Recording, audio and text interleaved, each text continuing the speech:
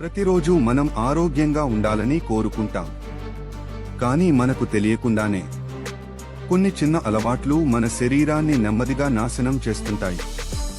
ఒకటి, ప్లాస్టిక్ పాత్రలు, గ్లాసులు. ప్లాస్టిక్ వేడితో కలిసినప్పుడు చిన్న చిన్న రసాయనాలు ఆహారంలో కలుస్తాయి.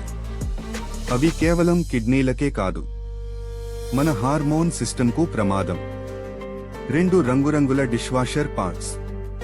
అవి ఎంత అందంగా కనిపించినా లోపల ఉన్న కెమికల్స్ చాలా హానికరమైనవి.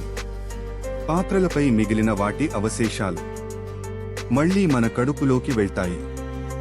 3, టెఫ్లాన్ పూత ఉన్న పాన్లు.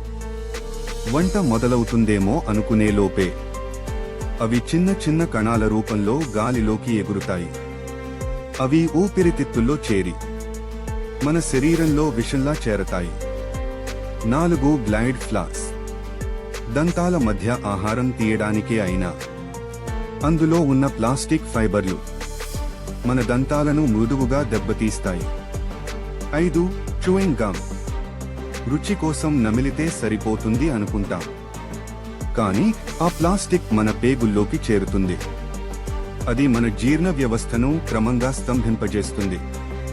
మన ఆరోగ్యాన్ని కాపాడుకోవడం అంటే మంచి అలవాట్లు పెట్టుకోవడం మాత్రమే కాదు, చిన్న హానికర అలవాట్లను గుర్తించి విడిచిపెట్టడమూ అవసరం.